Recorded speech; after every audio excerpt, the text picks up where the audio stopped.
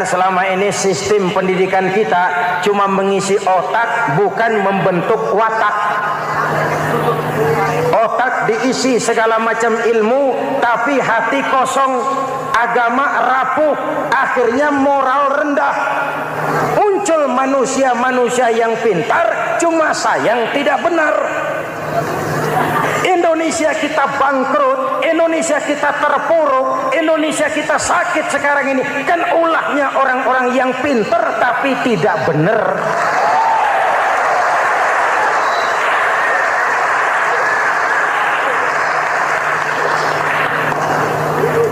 Dan kalau saya bicara kayak begini, ini bukan pidato politik, ini nurani politik naon kadut.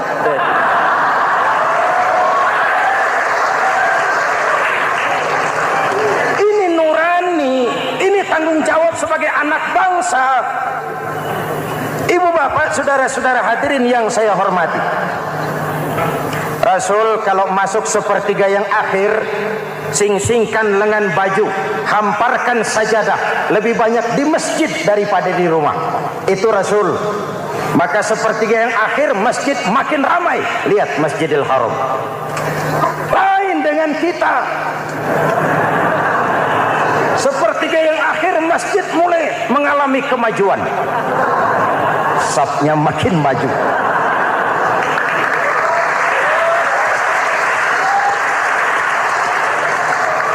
Pasar ramai, terminal beludak.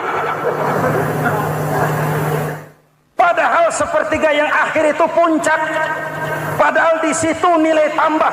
Dan anggap ini Ramadan terakhir yang diberikan Allah kepada kita. Kenapa? Memang tidak ada jaminan tahun depan ketemu Ramadan lagi.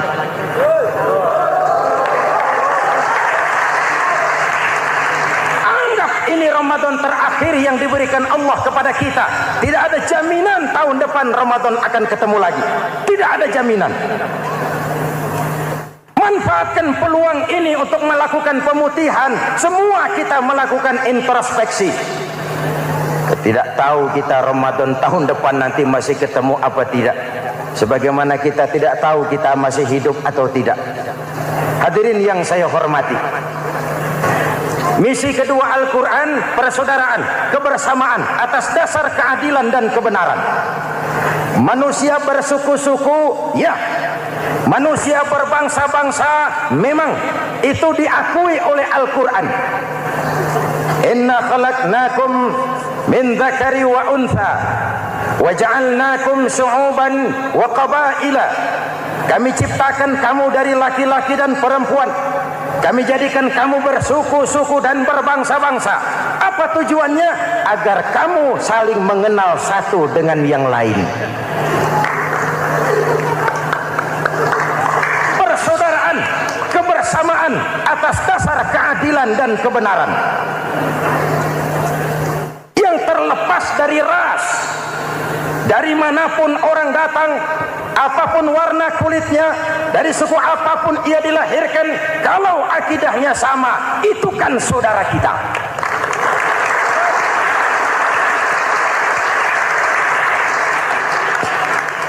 Seperti di masjid, kita tidak peduli dari mana kita datang. Yang datang dari kidul, madhab ngulon mang. Yang datang dari sebelah lor, madhab ngulon mang. Yang datang dari sebelah wetan, madhab kulon mang. Yang datang dari kulon, madhab ngulon.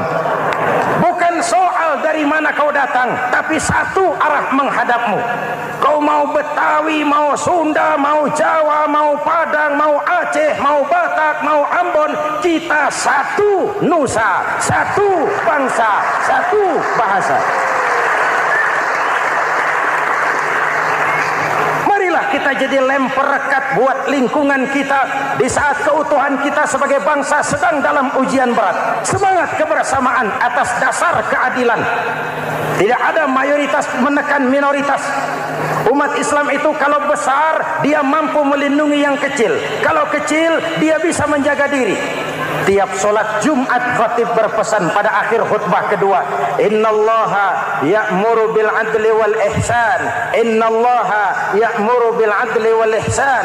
Allah memerintahkan kamu menegakkan keadilan dengan argumen, bukan dengan sentimen, mengajak bukan mengejek, merangkul tidak untuk tujuan memukul. Kalau sebagai bangsa kita utuh, kompak dan bersatu, saya yakin kita akan bisa mengatasi kesulitan-kesulitan sekarang ini.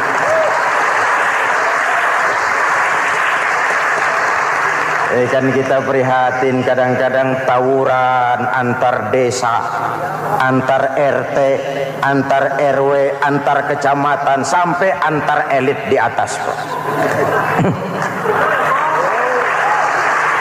Makanya saya ulang lagi pesan ini, kalau elit di atas tawuran, jadilah penonton yang baik. Saudara-saudara kaum muslimin yang saya cintai, kita prihatin, kita seakan tercabut dari akar budaya kita sebagai bangsa. Kenapa kita yang berfalsafahkan Pancasila, kenapa kita yang berketuhanan yang Maha Esa tiba-tiba jadi beringas dan brutal? Ada maling ayam ketangkap, disiram bensin, dibakar hidup-hidup. Kok kita bisa begitu? Street justice, pengadilan jalanan mulai tegak. Iyalah kita tidak puas dengan kerja aparat kita, tapi jangan main hakim sendiri. Ini negara, bukan hutan.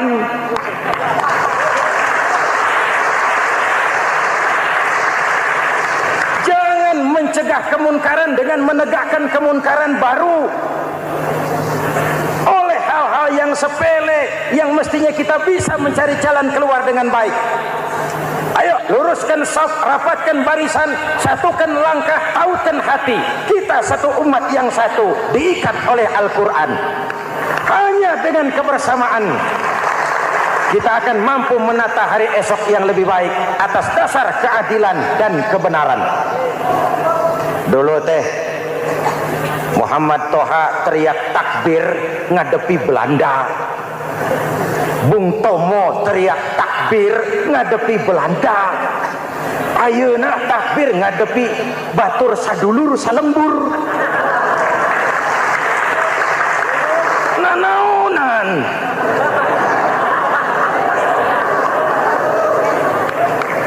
Bung Tomo teriak takbir, Muhammad Toha teriak takbir, yang dihadapi jelas penjajah Belanda. Kita ngadepi saudara sendiri, Allahu Akbar, yang sana teriak Allahu Akbar, setan tepuk tangan di tengah.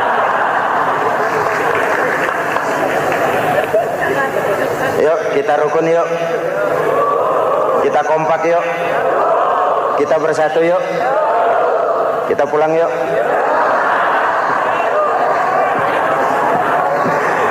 Ini misi kedua. Misi yang ketiga, Al-Quran membebaskan manusia dari gaya hidup sekuler.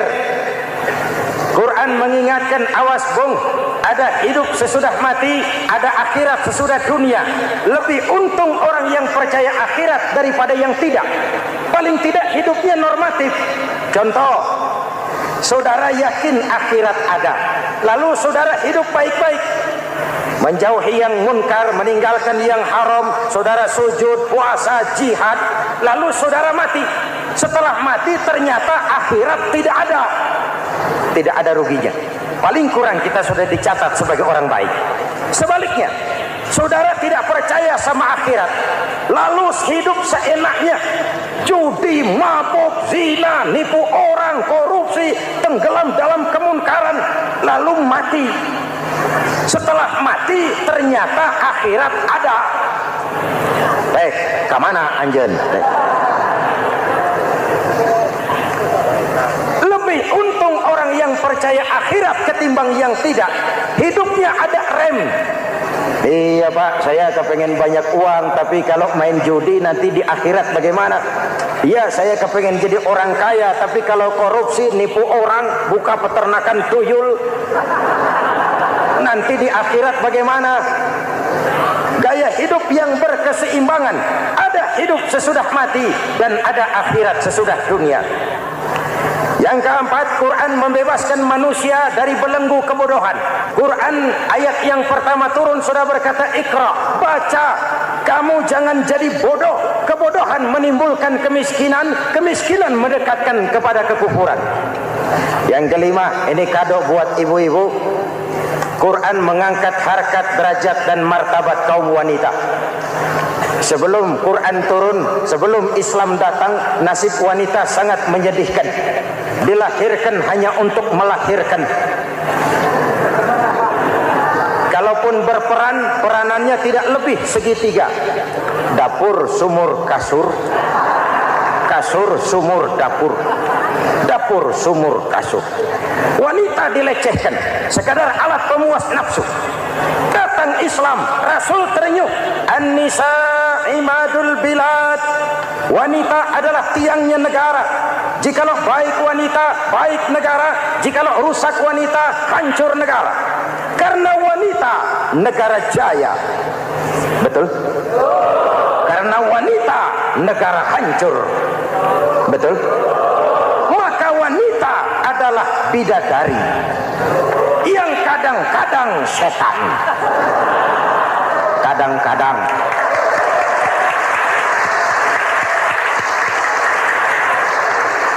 Ini yang hadir di sini bidadari semua. Ibu bapak, saudara-saudara hadirin yang saya hormati. Lalu bagaimana sikap kita terhadap Al-Quran? Quran sendiri menjelaskan, "Tsumma awrasnal kitaba allazina istafaina min ibadina." Kemudian kami wariskan kitab Al-Quran yang kami pilih buat hamba-hamba kami yang terpilih. Luar biasa. Umatnya umat pilihan, Rasulnya Rasul pilihan, kitabnya pun kitab pilihan. Kami wariskan Al-Quran kepada hamba-hamba kami yang kami pilih. Bagaimana sikap mereka setelah menerima Al-Quran? Terbagi tiga. Pertama, faminhum zalimun linafsihi. Di antara mereka ada yang setelah menerima Al-Quran lalu zalim kepada dirinya sendiri. Diterimanya Al-Quran dengan lidahnya, tapi ditolak dengan perbuatannya. Mulutnya menjunjung Al-Quran, perbuatannya menginjak Al-Quran. Quran bilang ke barat, dia pergi ke timur. Quran bilang ke selatan, dia berangkat ke utara. Quran bilang haram, dia terjang. Quran bilang halal, dia tidak mau. Orang seperti itu tidak zalim kepada Allah, tapi zalim kepada dirinya sendiri. Mudah-mudahan kita yang termasuk golongan ini. Amin. Yang kedua, wa minhum muqtasid. Di antara mereka ada yang menerima Quran 50-50. Separuh-separuh. Yang enak dilaksanakan, yang berat ditinggal. Padahal pada sisi lain Quran mengajarkan masuklah ke dalam Islam secara total. Kafah, jangan separuh-separuh. Ini watak munafik. Kalau dilihat Islam menguntungkan, rame-rame teriak Islam. Ketika diminta berjihad, diminta berkorban, diminta zakat, rame-rame mengundurkan diri. Saya bangkrut pak, saya miskin pak, saya pailit pak. Mental itu dalam awal-awal Baqarah dijelaskan. Kullama adha'a lahum masyaw fi wa idza adlama alaihim qamu. Kalau terang mereka berangkat, kalau gelap mereka mandek. Itu ciri orang munafik beragama. Kalau Islam menguntungkan, rame-rame teriak Islam. Ketika diminta berjihad, berkorban, berjuang, rame-rame mengundurkan diri. Muqtasid. Golongan yang ketiga, ini yang ideal. Wa minhum sabiqum bil khairati biiznillah. Di antara mereka ada yang setelah menerima Al-Quran lalu berlomba-lomba mengamalkannya, berlomba-lomba melaksanakannya. Jangan sampai yang baca Quran dengan suara merdu dapat piala, yang mengamalkan Quran dengan konsekuen dapat penjara.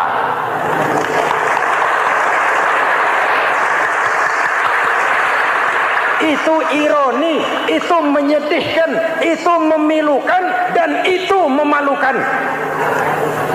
Pilihan terserah kita.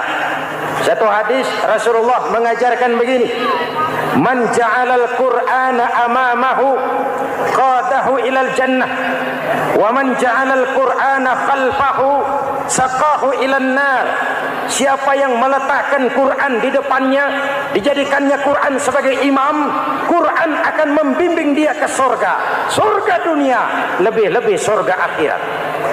Sebaliknya, siapa yang meletakkan Quran di belakang, dibelakanginya ajaran Quran, Quran akan mendorong dia ke neraka, neraka dunia, lebih-lebih neraka akhirat. Quran imam apa makmum? Kita makmum apa imam? Makmum ikut imam apa imam ikut makmum? Makmum ikut imam. Jikalau Quran adalah imam, jikalau kita adalah makmum, ke barat kata Quran, ke barat kita berangkat. Ke timur kata Quran, ke timur kita menuju. Halal kata Quran, itu yang kita ambil.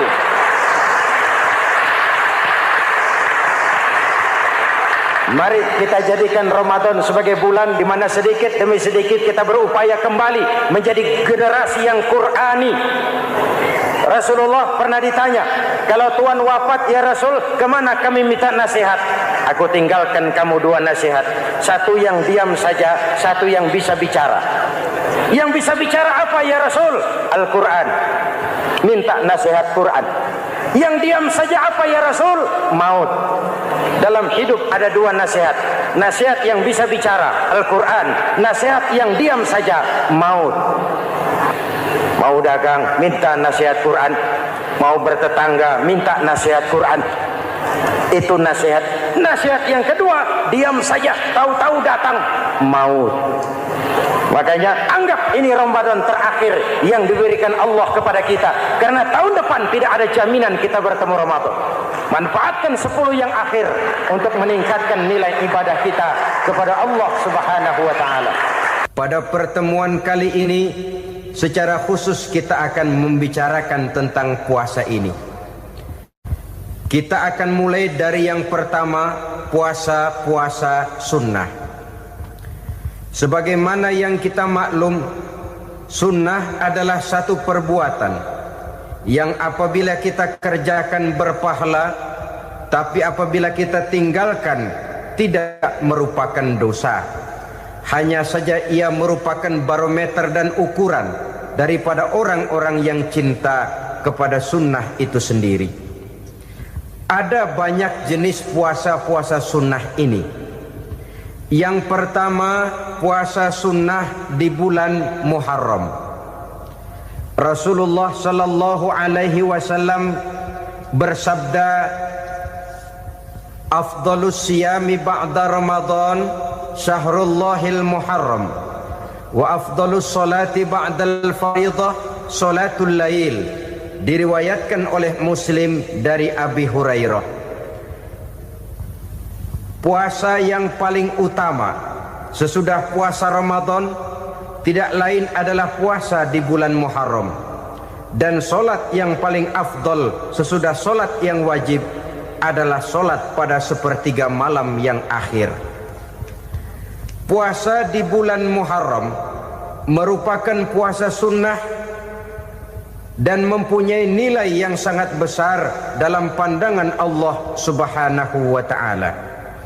Buat mereka yang mampu melaksanakan puasa sunnah di bulan Muharram ini, boleh melaksanakannya selama 10 hari. Hari yang pertama, boleh juga 3 hari saja, atau setidak-tidaknya 1 hari daripada bulan Muharram. Yang kedua, puasa 10 hari daripada bulan Zulhijjah. Karena bulan Zulhijjah ini memang termasuk bulan yang dimuliakan oleh Allah Subhanahu wa taala. Pertama, di sana ada hari Tarwiyah, ada hari Arafah, ada hari kurban, ada talbiyah, ada pelaksanaan haji dengan segala manasiknya. Maka puasa sunnah di bulan Zulhijjah merupakan amalan yang sangat utama dan besar pahalanya dalam pandangan Allah Azza wa Jalla. Sebagian ulama menjelaskan, man shoma hazihil ayyam akramahullahu bi asri asya'in. siapa orang yang melaksanakan ibadah puasa sunnah pada hari-hari 10 di bulan Zulhijjah ini, Allah Subhanahu wa taala akan memuliakannya dengan 10 macam perkara. Saudara, ini keuntungannya. Yang pertama, orang yang puasa di hari-hari 10 bulan Zulhijjah diberikan al-barakah